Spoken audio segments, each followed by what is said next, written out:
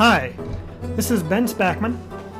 This is a screencast version of a fireside I've done a couple of times called The Rediscovery of the World of the Old Testament. How have textual discoveries of the last 150 years changed our understanding?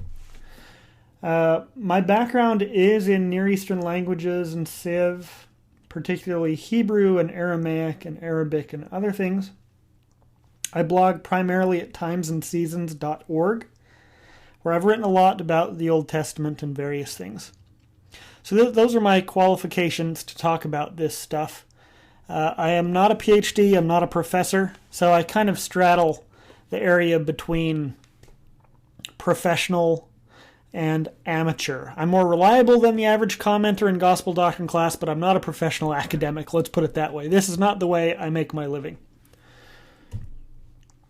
Now, why do I title this Rediscovery? Well, the very simple answer is because the world of the Old Testament was lost. It's as if several thousand years from now we had a written tradition of Cuba, the island off of Florida, and knew nothing about Cuba except the few records we discovered there.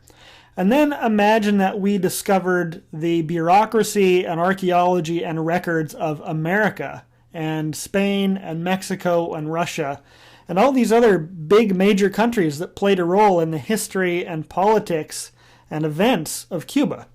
Well, that's basically what we have in terms of the Old Testament. We had some Israelite stuff, some Hebrew that had been preserved as the Old Testament, but we didn't have much from the nations around them that are named, Egyptian and Assyrian and Babylonian and Hittite and all these other things. So the world of the Old Testament really was lost, and we have now rediscovered it, particularly in the last 150 years. So what have we discovered? Well, in this fireside, I'm going to talk more about texts and less about archaeology. And there's a lot of detail, and I also have trouble keeping all of these details in my head. The dates that I'm going to mention vary in what they are. That is, it could be the date of the discovery of something, it could be the date that it was deciphered, it could be the date of the first publication, whether English or German or something else. And I've decided to focus on texts and languages rather than archaeology because archaeology is not my area. Some people might be surprised that we're not going to look at the Dead Sea Scrolls. That's because they are actually not terribly important for the Old Testament, except in terms of the text. In terms of helping us understand the culture and so on, it post-dates, and it's more important for New Testament. So, what have we discovered? I've chosen 7 significant discoveries of a textual nature. We're going to start with 1822 and the Rosetta Stone. In 1798, Napoleon invaded Egypt. And as you might expect back then, once you invaded a country, lo, what a surprise! A lot of things from that country found their way back to the country of the invader. The Rosetta Stone is quite a large black rock. You can see it in the British Museum in London. It is 3 scripts and 2 languages. Now, what's the difference between script and language? You can write a language in any script. That is, you could take English words and you could express them with, say, Hebrew letters. That would be English language in Hebrew script. The Rosetta Stone is 3 scripts, 2 languages, Greek and Egyptian. And the 3 scripts are traditional Greek script. Then you have hieroglyphics, which is what you think of when you think of Egyptian. It's what they carved in rock on the sides and inside the pyramids and on tombs. But it was also written in Demotic, which is a little bit of a different dialect and is not typically carved in stone the same way hieroglyphics are. The Rosetta Stone was studied by a French guy named Jean-François Champollion, who is actually buried in a cemetery in Paris, Père Lachaise Cemetery, which I have been to.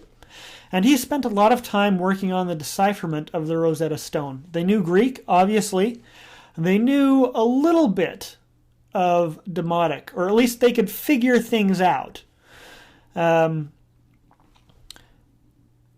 Jean-Francois was eventually able to crack, first of all, proper names, and this led to other things. In 1822, Champollion publicly displays a draft translation of the stone, and from there on out, they are eventually able to read all of the Egyptian dialects, or at least understand what they say, if not necessarily what they mean, because that's a bit of a different question. And this cracked open Egyptian and opened up several thousand years of very important Egyptian history and started shedding a lot of light on things. So that's the Rosetta Stone. The second one is called the Behistun inscription. It's a large inscription at a place called Behistun. That is a picture of it. It's in Iran. In 518 BC, Darius the Great decides to basically make a big inscription about how great he is. And you can see from the size of the tree on the side of that mountain, and this is a pass, by the way. It's hard to get far away from it. You can see from the size of the tree that it's pretty far up there, and it's very hard to get close and see. So it's very difficult to read. A British guy named Henry Rawlinson in the 1800s spent nearly a dozen years risking his life on a daily basis climbing up and trying to copy this thing down. And then he spent years working on the decipherment. And it turned out that this was written in 3 languages: Old Persian, which is related to modern Persian; Elamite, which is not a Semitic language. That is, it's not related to Hebrew or Arabic or Aramaic. It's its own thing. And then it was written in Babylonian. And Babylonian is a Semitic language. It's something we call East Semitic. Babylonian is one of the 2 major dialects, the other being Assyrian. And these also have different time periods. There's Old Babylonian, there's Neo-Assyrian, and so on. This is what cuneiform looks like. Cuneiform basically means triangle writing, wedge shape writing, because they would take a reed and cut part of it off and stick it into clay and draw it along. So where you stuck it in, you'd get kind of a triangle, and then you'd get this line as you drew it along. It's fairly difficult to read. It's somewhat like Mandarin in the sense that it's a syllabary. These aren't words. These are syllables, and sometimes they're more than syllables. A given sign might be a syllable. It might be ki, it might be ku, or it might be a logogram. That is, it might stand for a whole Sumerian word instead. And the reason why this is so complex is because the Babylonians did not come up with this writing system natively. They borrowed it from the Sumerians. And Sumerian is a completely different language. It's what we call a language isolate. It's not related to any other language we know. Another example would be Basque in Spain. Basque is also a language isolate. But the fact that the Babylonians and Assyrians borrowed their writing system from a foreign language meant that there's a lot of ambiguity in how they write. And it's very difficult to learn to read. Scribes would take years and years and years. For myself, after 3 years, I still was terrible at it, which is why I don't have my PhD. But this was a major language of the Near East for thousands of years. Was very important. It's the language of Assyria and Babylon, and we have hundreds of thousands of text in cuneiform like this. So that is the Behistun inscription that cracked open the archives of Assyria and Babylon for us. The next significant discovery, I've already mentioned a little, is Sumerian. In 1879, I believe 1879 is the year this was first published. You can recognize that the script here is cuneiform. The language underneath is completely different. It's Sumerian. Goes back to about 3000 BC. It is one of the earliest languages that we know. This particular tablet is part of a text about a guy named Ziusudra. It's the name of a man who was saved from a worldwide flood by the gods, if that sounds vaguely familiar. Sumerian, we also have a lot of texts in. They're very old, and they give us a lot of background of the ancient Near East. Sumerian did not last as long as Assyrian and Babylonian did. They were further south than Assyria and Babylon.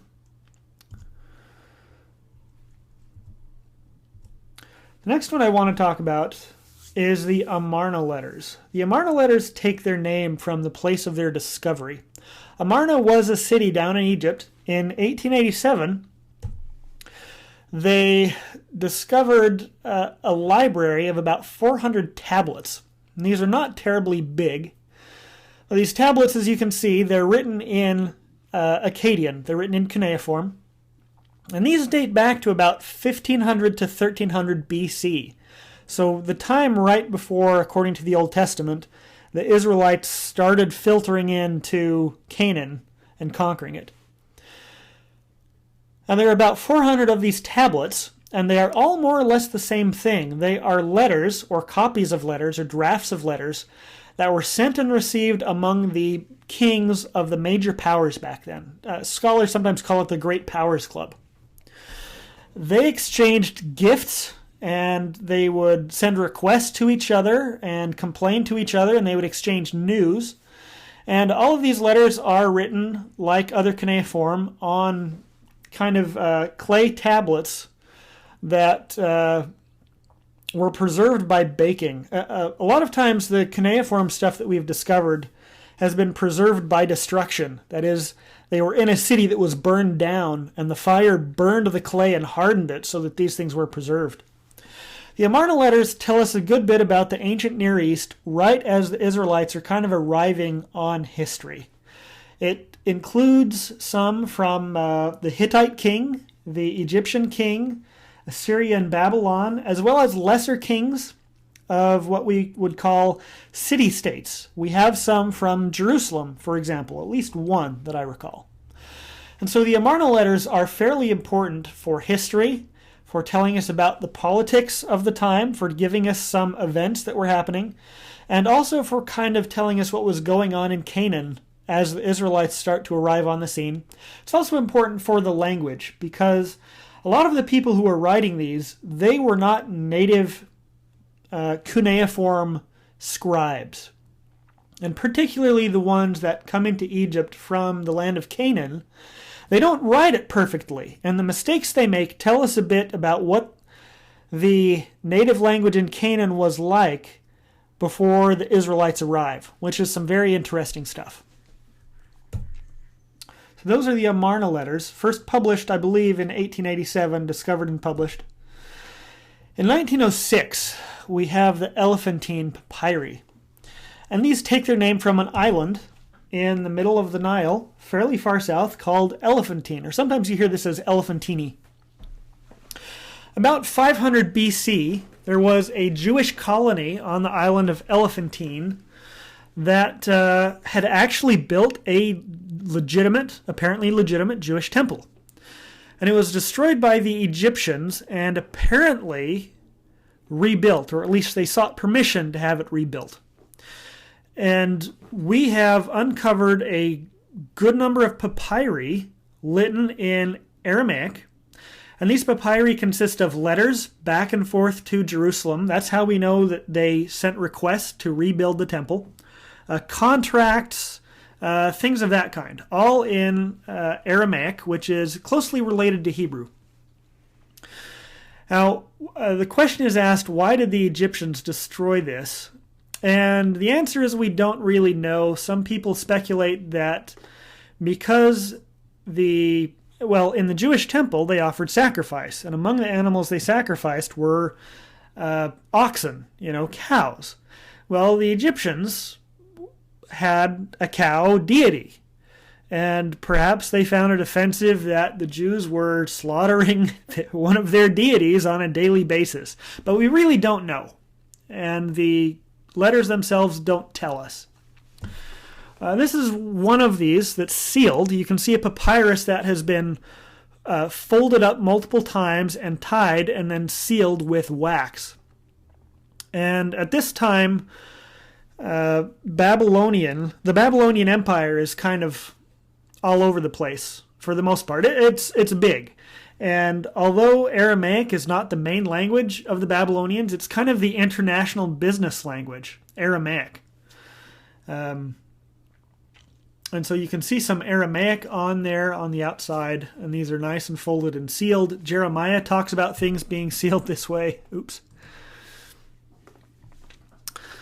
So those are the Elephantine papyri. Give us very interesting information about this temple and colony that was down in Elephantine around 500 BC. The next one I want to talk about is actually one of the most important, and very few people have heard of it. And those are the texts discovered in 1928 from the kingdom of Ugarit. Ugarit, well, sometimes said Ugarit, Ugaritic, or Ugaritic, just depends on how you like to pronounce it. These were discovered in 1928, and as you can see from the tablet on the left, this is also a cuneiform. It's that triangle writing on clay.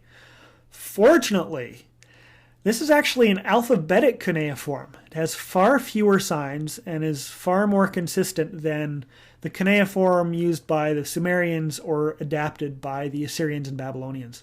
It's much, much easier to read, and thank heavens. On the right, we have a statue of Baal, and you know that name from the Bible, B-A-apostrophe-A-L. They actually would have said Baal with a nice glottal stop in the middle, but we say Baal or sometimes Baal in English. Baal always kind of grates on me a little, but, you know, it's a foreign word, we don't know how to pronounce it. Baal was a major deity at Ugarit. This statue is not terribly big. It's in the Louvre. Ugaritic is particularly important because it was very near to the area that the Israelites would take over and become Israel. The language is very, very close to Hebrew, and that has shed a good bit of light on things. And third, the things that it describes in these texts from Ugarit have shed a good bit of background on some cultural things that we were really puzzled by in the Hebrew Bible. Some passages where we understood the words but not the meaning have really been made clear by this stuff. One of the analogies that is sometimes used is that just as the New Testament presumes knowledge of the Old Testament, the law of Moses, all the rituals, the laws that are in there, Ugaritic culture is kind of the Old Testament to the Old Testament in the things that it's preserved for us. That's not to say that Israel borrowed from Ugarit necessarily, but that a lot of the things that the Old Testament assumes we know that we didn't, we now know from Ugarit that made them clear. And I think we talk about Ugarit a little bit more later on in this. The seventh discovery that I want to mention came in 1932. These are the Lachish letters. Lachish was the name of an Israelite city. Around 590 BC, Lachish was a fortified Israelite city with a wall, and the soldiers at Lachish exchanged letters with other cities. And these were military dispatches. Now in that time, it's right before Lehi leaves Jerusalem. The Babylonians are taking over all of the cities in Israel as they converge on Jerusalem. And they finally destroy Jerusalem and everyone's hauled off to Babylon and so on. Well, the Lachish letters, it's almost dramatic. One of the last letters that we have from there refers to another city nearby that was also similarly fortified with a wall called Azekah. And this last letter says, we can no longer see the fires of Azekah. In other words, they could see the Babylonians coming as the fire of Azekah was extinguished. They knew they were out there, and they were kind of the last holdout. But the Lachish letters have preserved for us some Hebrew inscriptions. And outside of the Hebrew Bible, we do not have a lot of Hebrew contemporary with the biblical period. Not much at all. This is not a great image, but you can kind of see the Hebrew there. Letters were written not on paper or on papyrus, but on bits of broken pottery, clay, and I think in this case it came from a vase. When a vase would break, you would keep the pieces to write on them with ink. That was much cheaper than papyrus or vellum, animal skin. So those are the Lachish letters. Hugh Nibley wrote a good bit about these because, I don't remember why. One interesting thing is that they mention a particular guy named Yaush, which would be Josh. And we have a Josh, I believe, in the Book of Mormon. And I think it's been criticized because it's not the normal way to shorten Joshua. But here we have a guy named Yaush. That would probably be Yosh or Josh. And those are the Lachish letters. Now, how much have these discoveries changed things? These 7 that I've chosen. And there are more, by the way. These are just the 7 that I picked. How much do these change things? Well, they change it at every level. Our understanding of the Old Testament has been revolutionized in the last 150 years. Most of these really post-date Joseph Smith. I mean, even the Rosetta Stone, even though it was kind of starting to be deciphered in 1822, they really don't get a good idea of Egyptian for decades and decades. I mean, even not until the mid-1900s, really. You can no longer study the Old Testament seriously without taking account of all of these discoveries, especially Ugarit.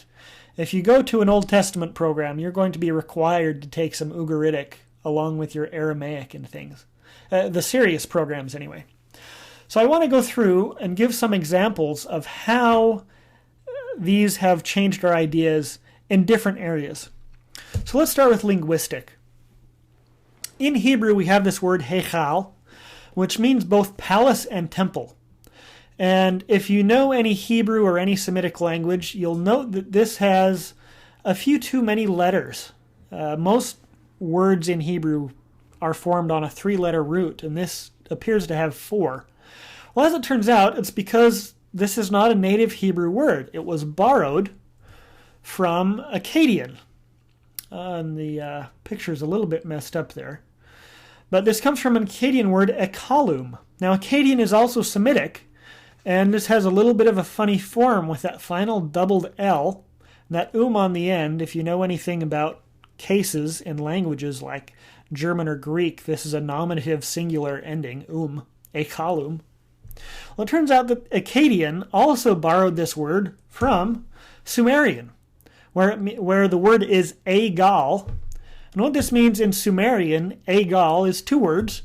It means the big house. Well, back in these ancient Near Eastern cultures, who got a big house? Who got an egal? Generally, the lugal, the big man, got a big house. The lugal was the king, and the gods got a big house. So both the king and deities would have a big house, and the way we translate this is the king's big house is called a palace, and the big house of the god is called a temple. And this is why heichal in Hebrew means either palace or temple, depending on who you're talking about, because it was borrowed from Akkadian, ultimately from Sumerian. And these other languages, these texts, have really opened up our Hebrew amazingly. And even in the last 30 years, with our growth of understanding in Ugaritic and some other minor discoveries, but some important ones, but especially Ugaritic. And this is knowledge that certainly the King James translators did not have when they were working and published in 1611. We have 400 years of discoveries and Hebrew grammar and other things helping us. So that's kind of the linguistic level. Let's talk about the historic level. In the Bible, in 2 Kings 18, we are told in the 14th year of King Hezekiah, King Sennacherib of Assyria came up against all the fortified cities of Judah and captured them. And after he'd done this, he came and attacked Jerusalem as well around 701 BC. And we have this both in 2 Kings 18 and also in Isaiah 36. Isaiah was one of King Hezekiah's contemporaries. Hezekiah consulted him during the siege. Various things happened. This Assyrian attack, by the way, that started around 722, is what eventually creates the Samaritans. Just like the Babylonians, when you capture someone, you haul them off. But the Assyrians did something that the Babylonians didn't. When they would capture a people and haul them off, they would shuffle them around, and then they would resettle them. So when the Assyrians capture all these other cities in northern Israel, and southern Israel, they took them back to Assyria, shuffled them around, and then they sent all these people back to northern Israel, to the northern kingdom. They might have been a few Israelites, but probably Egyptians and Hittites and all kinds of other peoples. They got mixed in. And this group of people who are not pure Israelites eventually become known as the Samaritans in the New Testament. But anyway, so we have these two accounts in the Bible of the siege of Jerusalem by Sennacherib. Well, as it turns out, we now have the royal account as well from Sennacherib himself. This is called a prism on the right. You can see that the writing is pretty small and that it goes all the way around in columns. He says, "As for Hezekiah the Judean, I besieged 46 of his fortified walled cities and surrounding smaller towns which were without number. I conquered them. He himself I locked up within Jerusalem, his royal city, like a bird in a cage." Now, reading between the lines here, the point of a siege is not to lock up the king like a bird in a cage. It's to break down the walls and capture him, to make them open up, to make them surrender. And the Bible records that Sennacherib was not successful in his siege of Jerusalem. And this contributes, 150 years later to the idea that Jerusalem could not fall, that this was God's holy city. It had his temple. It was impenetrable. And this is something that people believe in Jeremiah's time. We see it in Jeremiah 26 and Jeremiah 7 in particular. And it's also something that Laman and Lemuel bring up. It was just a common idea. So we have this, other account from the other side of the siege by the guy who did it himself. Now this brings up historical complications. And this is basically the idea of what do you do when you have multiple historical sources that disagree? The further back we go in history, the more difficult it is. And so there are probably a couple of different layers here. I'm going to kind of divide this into three. There are things that we read as history, but probably aren't strictly so or intended to be so. They're certainly not modern history. Jonah would be in this category. Job would be in this category. Certainly Genesis 1 through 3 and probably kind of Genesis 1 through 9, maybe 10 and 11 would be in this category. They're genre issues. But there are things that we read as history that probably weren't intended to be so. Category 2, there were things that are historical, but they're heavily reliant on oral tradition. They're certainly not a contemporary eyewitness clerk account. They were passed along orally for hundreds of years until eventually someone wrote them down. But writing wasn't preeminent. It wasn't important. Most people couldn't do it. It doesn't really arise until you have a need for it and the resources for it, which generally happens when there's kind of a central monarchy, a king who needs to keep records. We know that this is the case in the Old Testament because it's been significantly updated in certain ways. For example, in Genesis 14:14, we're told that Abraham goes north as far as Dan. Well, if you stop for a minute and you think about the city of Dan, the city of Dan is named after one of Abraham's descendants. It certainly wasn't called Dan when Abraham went there. And so the text has been updated and doesn't date back to Abraham. Camels are another issue. The patriarchs probably didn't use camels. It was more of a sheep and donkey culture. But later on, camels became important. This is a little bit like when we talk about the pioneers going to Utah. Well, if you dug up something that claimed to be a pioneer account and said, "Today we arrived in Utah, we're in the Salt Lake Valley," you'd know that it was not a true account that really dated back to the pioneers because they didn't call it Utah. That name was attached to that area much later. And so again, just to summarize, here in Category 2 are things that probably have a historical kernel, but were passed down orally for hundreds of years until they were written down. And as such, it was kind of like a game of telephone. Things got updated, things got skewed. Sometimes you had multiple versions of them that were competing. Last category are things that are historical, but we have to understand that history as we commonly think of it today is a very, very modern thing, is really only the last 100 years or so. Ancient people had very, very different ideas of what history was, what it meant to write history. We can see this most clearly in the Old Testament when we compare Samuel versus Chronicles, that purport to tell the exact same events from the same time period. It's kind of two versions. And they tell the stories very differently, both in how they talk about them, how they choose what events to include and what events to leave out, and the details they give in these. One example is that Chronicles completely skips over the events with David and Bathsheba, just leaves it under the rug, doesn't mention it at all. There's also the story about David taking the census, and in one of these books it is said that the Lord inspired David to do this, and the other one it says it was Satan who inspired him to do it. Those are very hard to square. They're telling the stories differently to make different meaning. Another example is Joshua, which is not consistent with Judges. Joshua says, we destroyed everyone, we drove everyone out of Canaan. And then Judges says, when they go into Canaan, here are all the people that weren't destroyed that they didn't drive out. It's a little bit inconsistent, and it's probably because they're different genres. They're doing different kinds of history.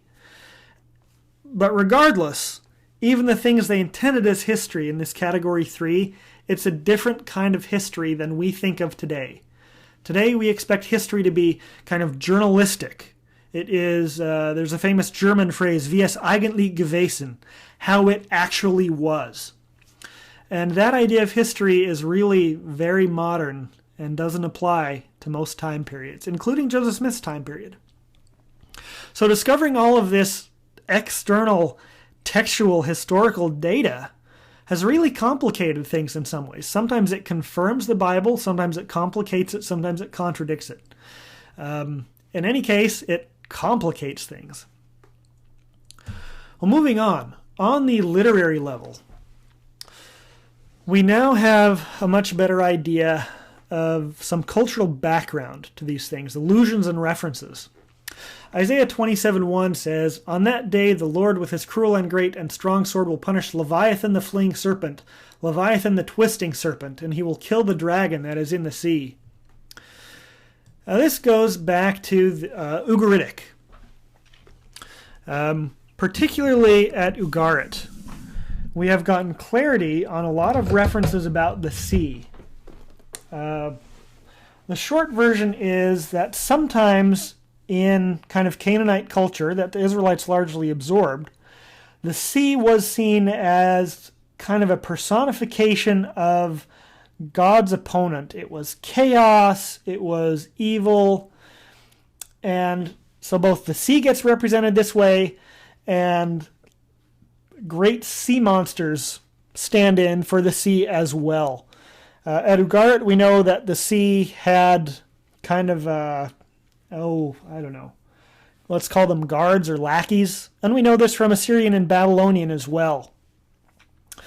At Ugarit, we have mention of Leviathan, and we have mention of the twisting serpent very clearly. And they've helped us understand a lot of these sea references. Let me give another example. In Job 7:12, Job asks, am I the sea or a whale that you should put a guard over me? Now just from English, this doesn't make a lot of sense unless you set it against the Ugaritic background in which the sea, yam, is the Hebrew word for it, this sometimes deity, sometimes impersonal force, sometimes personified as God's opponent. The sea, the waters, or the dragon is a better translation than whale, the sea monster. He's referring back to this myth from Ugarit in which Baal had to battle and defeat the sea and set a guard over it, to set bounds over it so it could not rise again. And so a different translation reads, and these are capitalized, am I the sea, am I Yam, or the dragon, that you set a guard over me? In other words, Job is saying, Look, am I such a terrible guy that I'm like your eternal enemy, that you have to do this to me? What's going on? To put this a little bit in modern terms, let's say that I am a fluent speaker of English, but I have no knowledge of culture. And I'm in a college class, and I know that the final is coming up on Monday. And on Friday after the review session, the professor says, study hard because on Monday I'll be back. And the students kind of laugh and everyone goes home. Well, you, speaking fluent English, understand what the phrase I'll be back means. You know that he said it in a little bit funny way, but unless you are familiar with the oeuvre of Arnold Schwarzenegger, you do not understand the full meaning of that phrase, that he's implying that I'm going to come back and it's going to be difficult and I'm going to crush you. And so Ugaritic has really helped us make sense of these allusions where we understand the words, we just don't understand what it's referring to. And the reason why this happens so much in the Old Testament, and particularly Isaiah, is because they were speaking to their contemporaries. They didn't have to explain this stuff. Isaiah's contemporaries knew about the sea. They knew about Leviathan, the fleeing serpent. They knew about Yam and the dragon. These were cultural commonalities. It's kind of like if I were to say, I went to Florida last weekend on a plane. And by the way, a plane is a vehicle that travels very quickly through the air and arrives much faster than any other kind of vehicle. I don't need to explain that because I consider my audience to understand what a plane is. I don't need to explain it because you're contemporaries. So on the literary level, these things have really helped clarify a lot of Old Testament passages.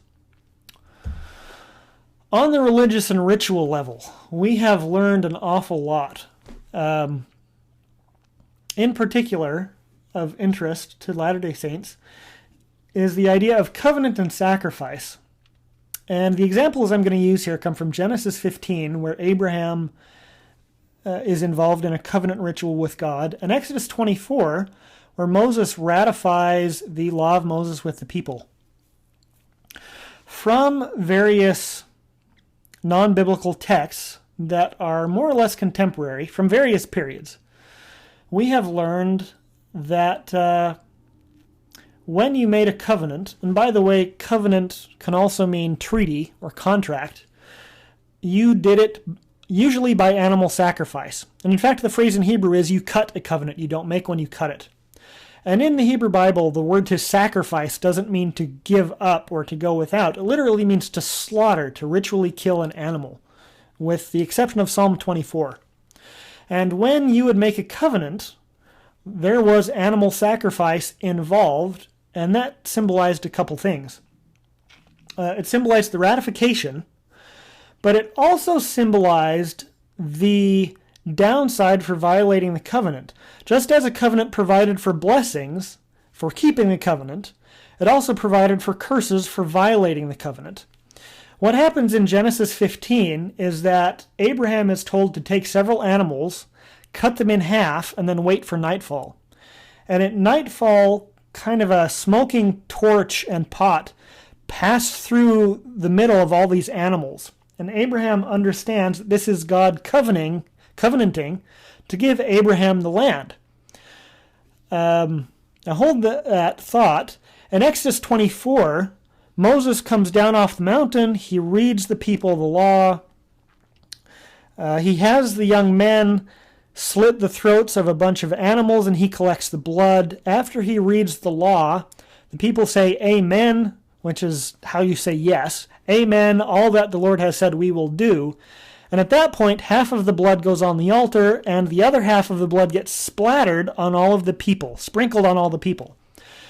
And what this symbolized, it's sometimes called a simile curse. That is, it says, if you violate the covenant, you agree to be killed just as these animals were killed. Your throat may be cut just as these animals were cut. And so the blood splattered on the people is symbolic of their throats being cut if they don't keep their end of the bargain.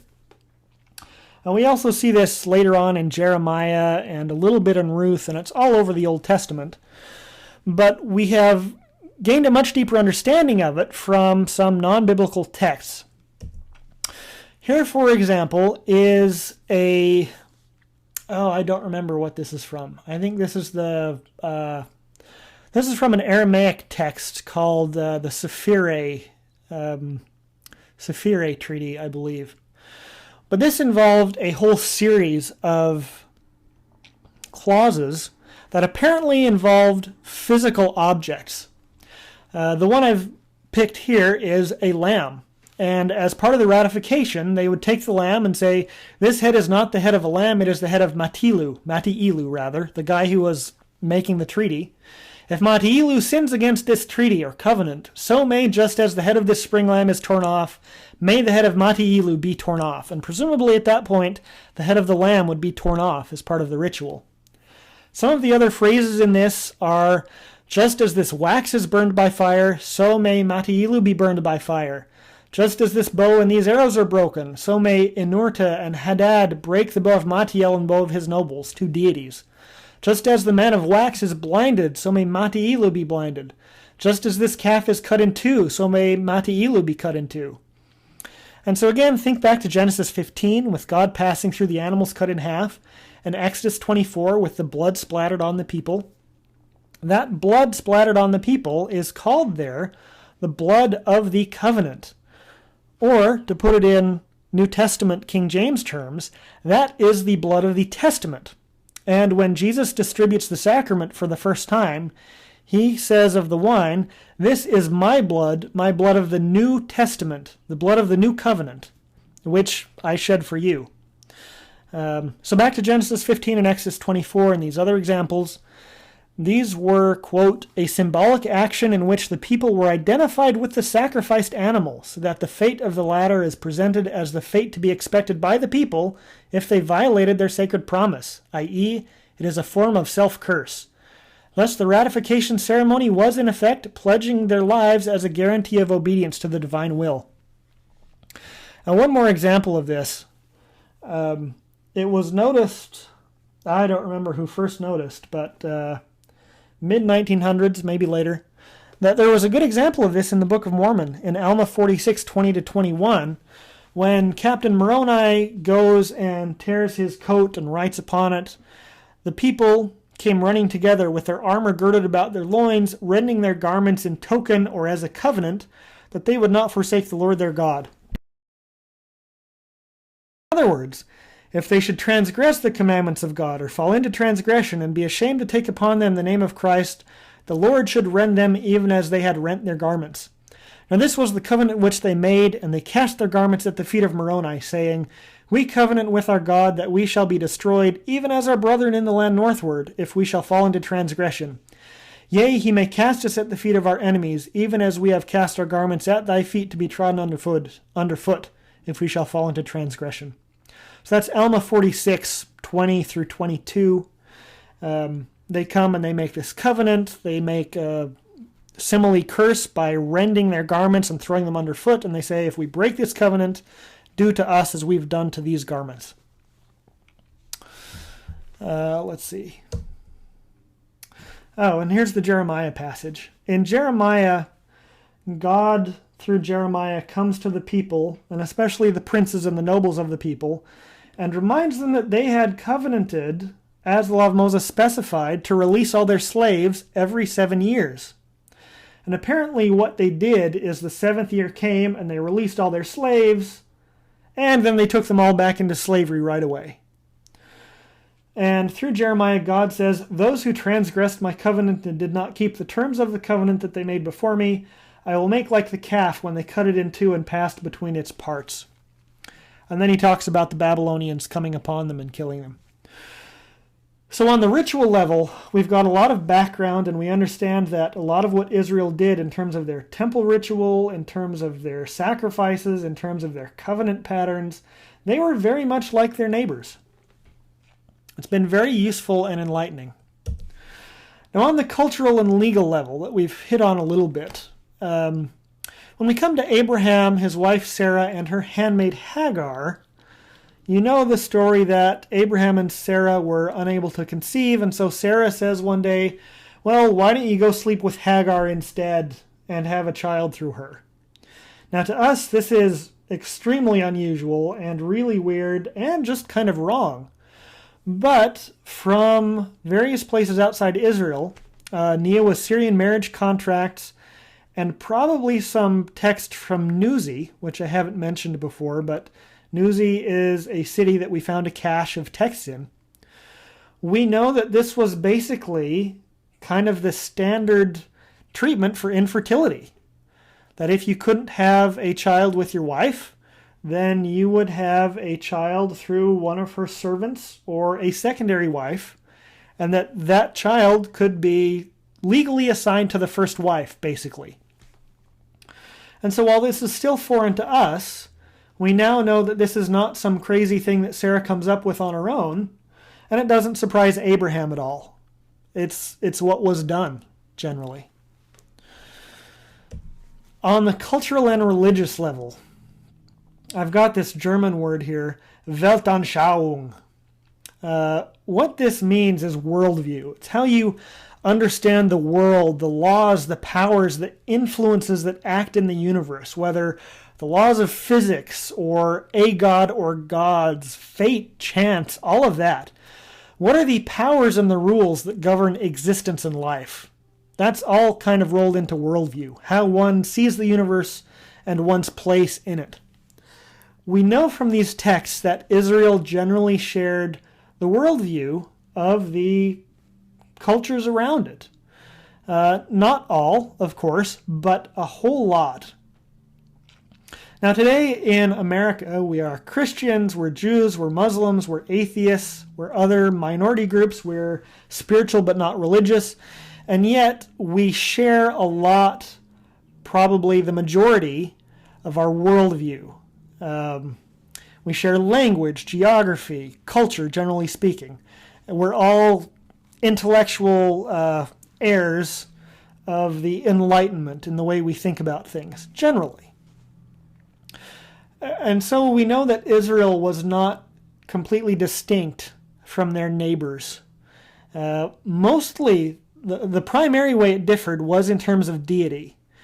Israelites were not polytheists. Now, they weren't monotheistic either in the way we think of today. They appear to have thought, for most of the Old Testament, that other gods existed, but the God of Israel was the God, the high God, who did everything, and these other ones were not worthy of worship. They virtually had no power. And they struggled with this idea. Polytheism made a lot more intellectual sense back then because of their worldview. And this is why the prophets continually have to rail against not the existence of other gods, but offering sacrifice to these other gods, praying to these other gods, worshiping to these other gods. It wasn't that they didn't exist. It was that worship was reserved for the guy, the deity who did all this, namely the God of Israel. In terms of creation, which is primary on my mind because I'm working on a book about Genesis 1, we know that Israel had several creation ideas that shared a lot with their neighbors. This is an Akkadian text. This is a copy of Enuma Elish, which is sometimes called the Babylonian creation epic. It's really not. It's more about the rise of Marduk to the top of the Babylonian pantheon at a certain time. But it has a lot in common with Genesis. In fact, when Enuma Elish was discovered, because of some other things, a good number of German scholars said, aha, we have found the original Genesis that the Israelites copied Genesis 1 from. Now, scholars today don't think of it that strongly. Back then, they were German, they were Protestant, and they were anti-Semites, which meant, well, don't have time to go into that. But today we know that this is not the case, that there was not flagrant copying from the Enuma Elish. Generally, they shared enough of a worldview that there were going to be strong similarities.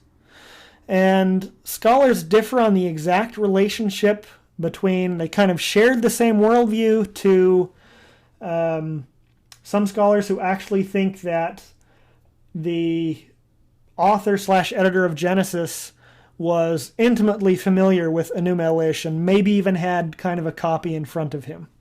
But they were interacting. There was a conversation. Strong similarity actually generates a lot of argument. I mean, think about Pepsi and Coke. They're almost indistinguishable, which is why they have to advertise so much against each other. And it's very interesting reading Genesis 1 against these other ancient Near Eastern creation texts, like Enuma Elish. For example, in Genesis 1, we find that God made the two great lights, the greater light and the lesser light. Now, this is a polemical conversation. That is, they're making a doctrinal jab here. Why not simply say sun? Why not simply say moon? These are obviously the greater light and the lesser light. Well,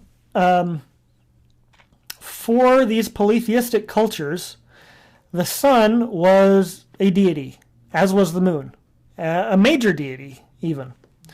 And they did not really distinguish between the god's domain that they controlled and the god themselves. That is, for example, in Egyptian, Ra, or Re, was both the sun and the sun god. And so to invoke the sun was, or to mention the sun, was to mention the sun god. And so what is happening here, when it says that God made the two great lights, the greater light and the lesser light, first of all, by not even using the name sun and moon, it's saying these are not deities. And second, by having the God create them, it's saying not only are these not deities, they are simple creations of the one true God in Israel. So it's a doctrinal argument. It's a polemic that we don't recognize anymore because we don't know all these other creation accounts. We're not familiar with them. But the discovery of them, the rediscovery of these, has helped us see why certain things are done certain ways, what Genesis is reacting against, if you like to put it that way.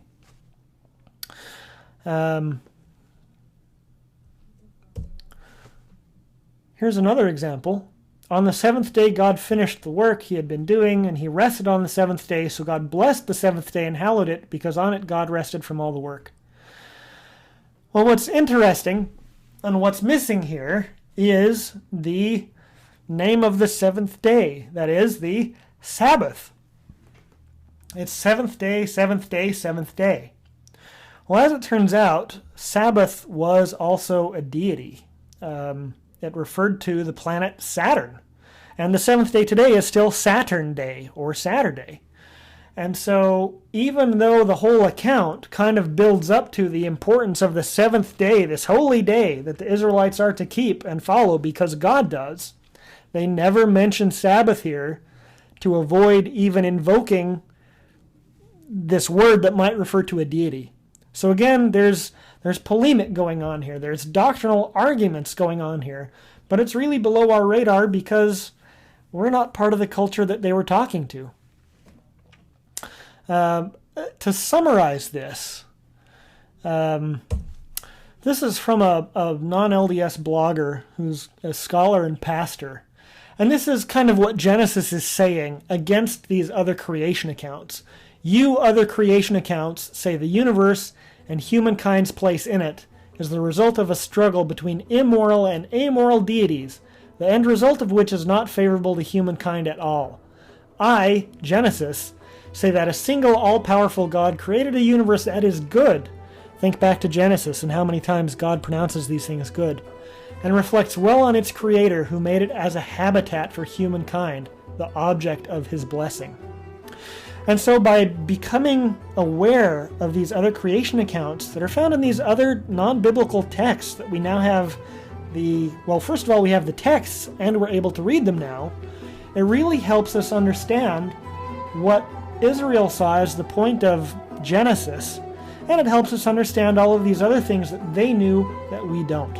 And that is why this is called the rediscovery of the world of the Old Testament. And most modern scholarship will take advantage of this in one way or another. But the King James translators didn't have access to any of it. And so if all we're doing is reading the King James Bible and nothing else, we're really missing out, and we're not really understanding the Hebrew Bible the way the Israelites did. We're probably kind of wresting it a little. But this is all very interesting stuff, and this is really just the tip of the iceberg. Thanks for listening. Check out my blog posts at timesandseasons.org and elsewhere.